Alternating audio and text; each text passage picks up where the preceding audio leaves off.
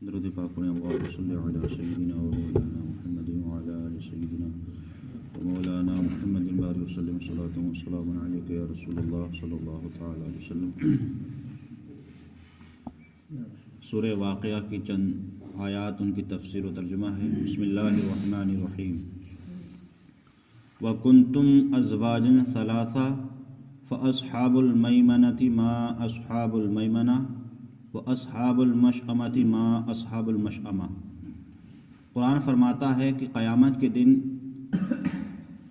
تم تین قسم کے ہو جاؤ گے، مطلب لوگوں میں جو گروہ جو ہو جائیں گے وہ تین قسم کے ہوں گے۔ پہلا گروہ ہوگا فَأَصْحَابُ الْمَيْمَنَةِ، تو دہنی طرف والے تو کیسے دہنی طرف والے، اور بائیں طرف والے تو کیسے بائیں طرف والے۔ اب دہنی طرف والے کون ہوں گے؟ تو اس کی تفسیر میں مفسرین فرماتے ہیں دہنی طرف والے وہ ہوں گے کہ جن کے نام اعمال ان کے دہنی طرف سے دی جائیں گے۔ اب اس میں یہ اشارہ سمجھ لیں گے کہ جن کے نام اعمال دہنی طرف سے دیے جا رہے ہیں، مطلب سیدھی جانب سے دیے جا رہے ہیں، تو گویا کہ وہ جنتی ہیں، اور جن کے نام اعمال ان کے بائیں جانب سے دیے جائیں گے تو سمجھ لو اب وہ کیا ہیں، جہنمی ہیں۔ مطلب یہ ایک اشارہ ہوگا، کیونکہ انسان دہنی جانب سے جو ہے کام کرتا ہے وہ اچھا کام کرتا ہے، اور یہ بھی حکم ہے کہ کوئی چیز آپ دو تو دہنی مطلب سیدھے ہاتھ سے دو، یہ کیونکہ دہنا ہاتھ بائیں ہاتھ سے افضل ہے۔ تو جو بھی چیز ہمیں دی جائے یا لی جائے تو طریقہ یہ اپنایا جائے کہ ہم جو ہے وہ دہنے ہاتھ سے لیں اور دہنے ہاتھ سے دیں، کیونکہ ہمارے نام اعمال جو نیک ہوں گے وہ ہمارے دہنے ہاتھ میں دیے جائیں گے۔ اس کے بعد فرمایا والسابقون السابقون اولئک المقربون، اور جو سبقت لے گئے تو وہ سبقت ہی لے گئے۔ تو گویا کہ یہاں تین گروہ ہو گئے، ایک دائیں والے، ایک بائیں والے، اور ایک سبقت لے جانے والے۔ سبقت لے جانے والے یہ وہ صحابہ ہیں کہ جو حضور اکرم صلی اللہ علیہ وسلم پر جن لوگوں نے اپنا ایمان، اپنی جان اور اپنی اولاد سب کو قربان کر دیا تھا، اور نیکیوں میں وہ سبقت لے جاتے تھے۔ میرے آقا صلی اللہ علیہ وسلم جب کبھی بھی کسی نیکی کا حکم دیتے تھے تو وہ صحابہ آپس میں ٹٹول نہیں کرتے کہ تم جاؤ یا تم جاؤ، بلکہ صحابہ اس نیک کام کے لیے ایسے دوڑ پڑتے تھے کہ ایسا ہو جائے گا جیسے کہ بالکل لڑائی و جھگڑا ہونے والا ہے کہ یہ کام میں کروں گا، یہ کام میں کروں گا۔ تو یہ وہ لوگ تھے صحابہ جو حضور اکرم صلی اللہ علیہ وسلم کے زمانے مبارکہ میں نیکی میں سبقت لے جاتے تھے۔ تو جب دنیا کے اندر نیکی میں سبقت لے جاتے تھے تو کل قیامت کی جب جنت میں جائیں گے تو جنت میں بھی سبقت لے جائیں گے، کیونکہ جس طرح انہوں نے دنیا میں کیا ویسے اللہ تعالیٰ ان کو آخرت میں وہ حصہ عطا فرمائے گا۔ اس کے بعد قرآن فرماتا فی جنات النعیم، وہ لوگ چین کے باغوں میں ہوں گے۔ مطلب جنت جو مقام ہے وہ نہ غم کا ہے نہ بیماری کا ہے، وہاں ہمیشہ خوشی ہوگی، وہاں ہمیشہ مسرت ہوگی، شادمانی ہوگی، آرام ہوگا، چین ہوگا، سکون ہوگا، وہاں کسی قسم کی کوئی ٹینشن نہیں ہوگی، کیونکہ جنت جو ہے وہ قرآن فرمایا گیا کہ جنت کے باغوں میں، مطلب جنت کے جو باغ ہیں وہ چین کے باغ ہیں، سکون کے باغ ہیں۔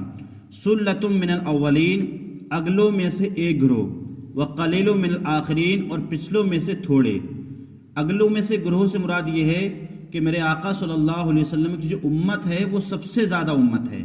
میرے آقا سے پہلے تقریباً 1,24,000 جو نبی آئے اور رسول آئے تو ان کی بھی جو امتیں تھیں وہ اتنی کم ہیں۔ اس کی مثال آپ یوں سمجھیے کہ قیامت کے دن 120 صفیں ہوں گی تمام امتوں کی، حضرت آدم سے لے کر کے اور میرے حضور کی امتوں کی جو صفیں ہوں گی وہ 120 صفیں ہوں گی۔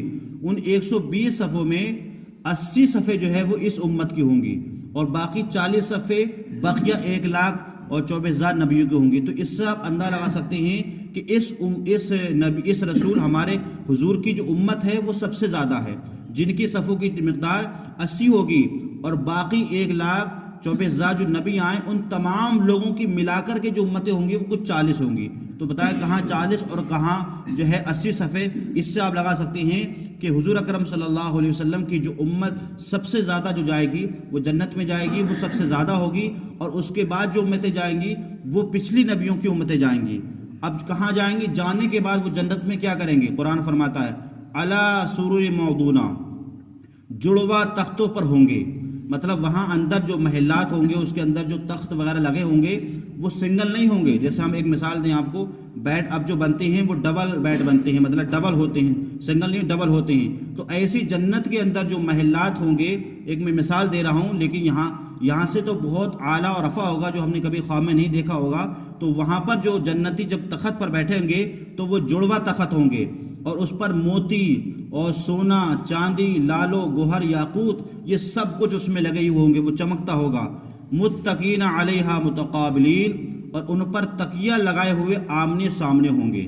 مطلب جنتی جب اپنے تختوں پر بیٹھیں گے، صوفے پر، اور اس طریقے سے بیٹھیں گے، وہ تکیہ لگائے ہوئے ہوں گے اور آپس میں ایک دوسرے کو دیکھتے ہوئے ہوں گے۔ آپس میں ایک دوسرے کو دیکھنے کے بعد وہ مسکرائیں گے۔ جیسے ایک مثال دوں آپ کو میں، کوئی خوشی کا ماحول ہوتا ہے، جیسے کسی کا شادی ہوتی ہے اور آپ جب شادی میں جاتے ہیں، کرسی پر بیٹھتے ہیں، تو آپس میں جب ایک دوسرے کو دیکھتے ہیں تو مسکراتے ہیں، کیونکہ آج خوشی کا دن ہے، آج مسرت کے دن ہے، وہاں کوئی ناراضی نہیں ہوتی ہے۔ ایسی جنت کے اندر جو جنتی بیٹھیں گے تو آپس میں جب ایک دوسرے کو دیکھیں گے تو مسکرائیں گے اور خوش ہوں گے۔ اس کے بعد پھر کیا ہوگا؟ یطوف علیہم ولدان مخلدون، ان کے ارد گرد پھریں گے ہمیشہ رہنے والے لڑکے۔ مطلب یہ لڑکوں سے مراد وہ ہے، اللہ تعالیٰ ان لڑکوں کو پیدا فرمائے گا کہ جو ان کے خادم ہوں گے، جو ان کے غلام ہوں گے، جو جنتی کا ہر کام کریں گے اور وہ ہمیشہ رہیں گے۔ مطلب وہ جو لڑکے جو خدمت گزار والے ہیں، حدیث میں آتا ہے نہ کبھی وہ بوڑھے ہوں گے، نہ وہ کبھی مریں گے، نہ کبھی انہیں کوئی بیماری ہوگی، نہ وہ کہیں جائیں گے۔ جس لڑکے کو جس جنتی پر لگا دیا ہے وہ ہمیشہ اسی پر رہے گا، وہ کبھی بوڑھا نہیں ہوگا اور نہ کبھی بیمار ہوگا، نہ وہ کبھی مرے گا، ہمیشہ وہ آپ کی خدمت کرے گا، اور جو آپ کہیں گے وہ لا کر کے دے گا، آپ جو چاہیں گے وہ وہاں پر حاضر ہو جائے گا۔ تو یہ اللہ تعالیٰ ان لوگوں کے لیے کرے گا جو دنیا میں نیک اعمال کرتے ہیں، پھر جنت میں جائیں گے اور جنت میں اللہ تعالیٰ کے ساتھ یہ معاملہ کرے گا۔ اللہ تعالیٰ ہمیں اور آپ کو قرآن پاک سمجھنے کی، اس پر عمل کرنے کی توفیق عطا فرمائے۔ اللہم صلی علی